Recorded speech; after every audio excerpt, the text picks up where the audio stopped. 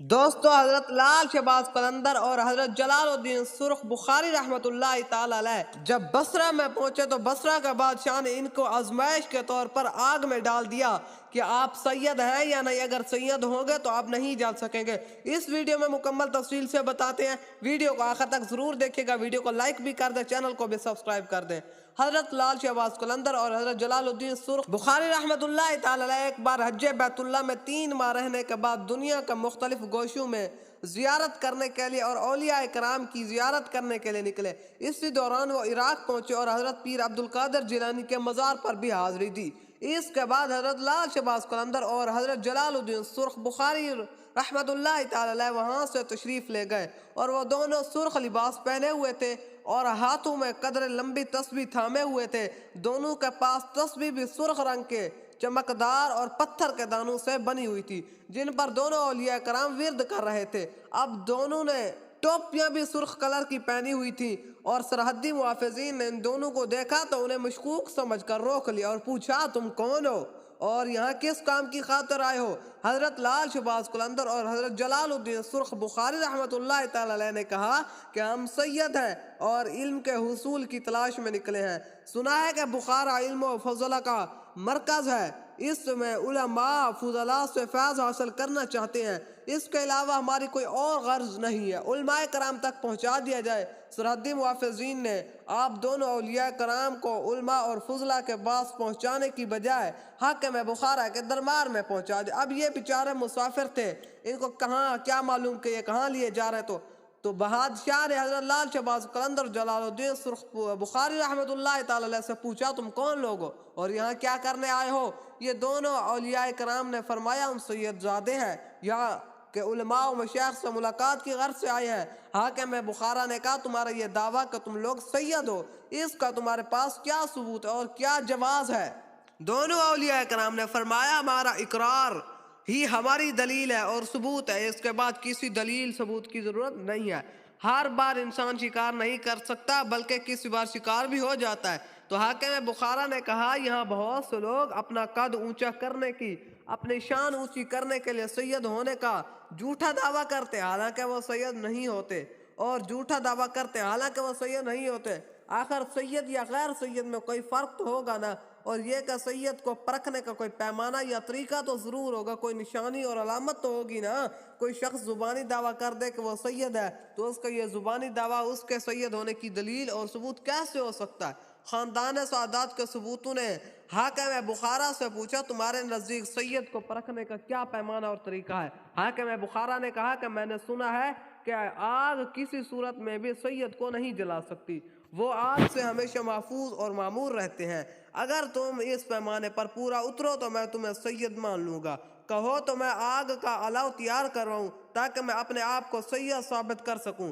سید زادوں نے آسمان کی طرف نگاہ کی اور رب قادر قدیر سے درخواست کی کہ یا باری تعالیٰ، تو نے اپنے محبوب بندے حضرت ابراہیم علیہ السلام پر آگ کو گلزار سے بنا دیا تھا، یعنی آگ کو گلزار سے بدل دیا تھا، تیرے قبضہ قدرت پہ سب کچھ ہے، آج تیرے نام لیواؤں کا امتحان لیا جا رہا ہے، مولا ہمیں اپنی رحمت و عنایت سے سرفراز اور سرخرو فرما۔ یا رب العالمین، سید زادوں کی عزت و حرمت صرف تیرے ہاتھ میں ہے، آج اسے اپنی قدرت کاملہ سے بچا لے۔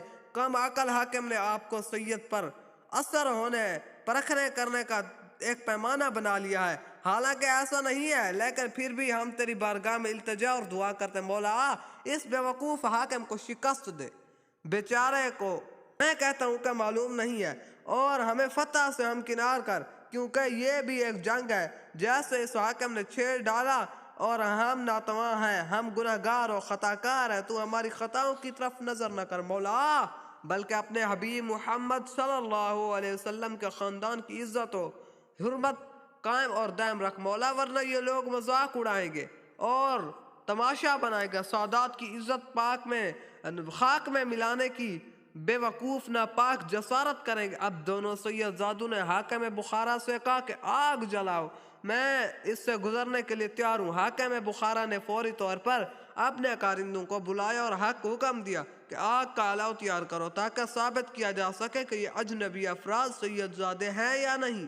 حاکم کے حکم پر عمل ہوا، सैकड़ों कारकुनों ने चंद ही घड़ियों में आग का एक धुकता हुआ अलाव तैयार किया। अब हाकिम बुखारा ने सैयद जादू से कहा, तुम में से कौन शख्स पहले इस आग से गुजरेगा? हाकिम बुखारा का सवाल पर दोनों सैयद जादू ने एक दूसरे की तरफ देखा और फौरी तौर पर हजरत जलालुद्दीन बुखारी ने फरमाया, मैं इस आग में से गुजरूंगा। रब कादिर और कदीर का हुक्म से ये आग मुझ पर कोई असर नहीं करेगी। तुम पर साबित हो जाएगा कि हम सैयद जादे है या नहीं है। आज अगर से ये सैयद होने का कोई पैमाना नहीं है, कोई निशानी नहीं है, कोई अलामत नहीं है, लेकिन तुमने सद किया, तुमने जिद किया है, फिर रब्बे करीम भी अपनी कुदरत का नज़ारा ज़रूर दिखाएगा। हाकिम बुखारा ने कहा, फिर देर किस बात की है, इससे पहले कि आग ठंडी पड़ जाए इसमें से गुजर जाओ। हज़रत जलालुद्दीन सुर्ख बुखारी रहमतुल्लाह तआला अलैह ने दूर से नहीं बल्कि दौड़कर आग में छलांग लगा देते हैं, और इसी मंजर को देखने के लिए जो हुजूम इकट्ठा हो गया था, जब उन्होंने देखा तो उनकी आंखें खुली की खुली रह गई। हजरत जलालुद्दीन सुर्ख बुखारी रहमतुल्लाह तआला अलैह को आग के अलाव में से सही सलामत बाहर निकला है और आते हुए अल्लाहु अकबर का नारा लगाया। हजरत जलालुद्दीन सुर्ख बुखारी रहमतुल्लाह तआला अलैह ने मजमा से मुखातब होकर फरमाया, लोगों याद रखो, इंसान मजबूर है बस और कमज़ोर और नातवा है। कोई भी शख्स अपने रब ताला की मर्जी के बगैर किसी किस्म की कोई सलाहियत और ताकत का मुजाहरा नहीं कर सकता। कुदरत और ताकत रखने वाली सिर्फ और सिर्फ रब्बे जुल जलाल की ज़ात पाक है। इसकी कुदरत और ताकत ने ज़मीन और आसमान को गिरफ्त में लिया हुआ है। इस आग में से सही और सलामत गुजरने में मेरा कोई कमाल नहीं है। हाकिम वक्त ने हमें आजमाइश में डाला। मेरे रब ताला ने अपने फजल और करम से हमें इस आजमाइश से सुरखरू फरमाया है। और हाकिम बुखारा अगर चाहे तो मेरे साथी हजरत लाल शहबाज सईद कलंदर रहमतुल्लाह तआला अलैह भी आग में से गुजरने के लिए तैयार हैं, मगर हाकिम बुखारा फौरी तौर पर तख्त से उतर आया और दोनों सैयदजादों के कदमों में गिर गया। उसने मुआफ़ी मांगी और इस जसारत की तलाफी के लिए उसके साथ अपनी बेटी का निकाह कर दिया। हजरत लाल शहबाज कलंदर और हजरत सैयद जलालुद्दीन सुर्ख बुखारी रहमतुल्लाह तआला अलैह ने इस वाक़े के बाद चंद माह बुखारा में गुजारे और इसी दौरान वहाँ के उलमा और मशाइख से जी भर के मुलाकातें की, इनसे रूहानी फ़ैज़ हासिल किया। तो दोस्तों, आपको इस वीडियो से इतना भी सबक मिला होगा कि औलियाए कराम का अदब भी करना चाहिए और ख़ुसूसन सैयदजादों के भी इज़्ज़त और एहतराम और अदब करना चाहिए। तो ये हमारे बस की बात नहीं होती, हमारे ये नसीब की बात होती है कि अल्लाह ताला जिस तरह हमें हमारे किस्मत में लिखता है, हमारा नसीब जिस तरह होता है हम उसी तरह ही कर सकते हैं। तो सैयदजादे थे, अल्लाह ताला ने इन पर करम फरमाया और ये अल्लाह ताला के महबूब हज़रत मोहम्मद मुस्तफ़ा सल्लल्लाहु अलैहि वसल्लम की औलाद अमजाद थी, हुजूर की आल थी। तो अल्लाह ताला ने इनकी मदद फरमाई। जिस तरह हज़रत इमाम अली मकाम इमाम हुसैन रज़ी अल्लाह ताला अन्हु हुजूर की औलाद थी, तो अल्लाह पाक ने उनका कैसे चर्चा बुलंद फरमाया कि होकर भी, यानी यजीद के हाथों शहीद होकर भी अल्लाह ताला की बारगाह में कुर्ब हासिल किया। अगरचे वो करबला में शहीद हो गए थे, लेकिन इस्लाम जिंदा होता है हर करबला के बाद। तो हमें दुआ करनी चाहिए और अदब भी करना चाहिए। अल्लाह ताला से दुआ है कि अल्लाह ताला हमें सैयदजादों की अदब करने की, इनकी अजमत पहचानने की, इनका अदब करने की तौफीक अता फरमाए और अल्लाह ताला इनके सदके महशर के दिन हमारी भी मग़फ़रत और बख्शिश फरमा दे। दुआ है अल्लाह रब्बुल इज़्ज़त हमारे गुनाहों की मुआफ़ी अता फरमाए, हमें गुनाहों से बचने की भी तौफीक अता फरमाए। दोस्तों, अगर वीडियो को आपने आखिर तक देखा है तो वीडियो को लाइक भी कर दे, चैनल को भी सब्सक्राइब कर दे, ताकि इसी तरह की वीडियो का नोटिफिकेशन आपको जल्द अज जल्द मिलता रहे। और अगर आप मेरे चैनल पर दूसरी वीडियोस देखना चाहते हैं तो ये एंड स्क्रीन पर लगी होंगी, देख लें। जज़ाकल्लाह।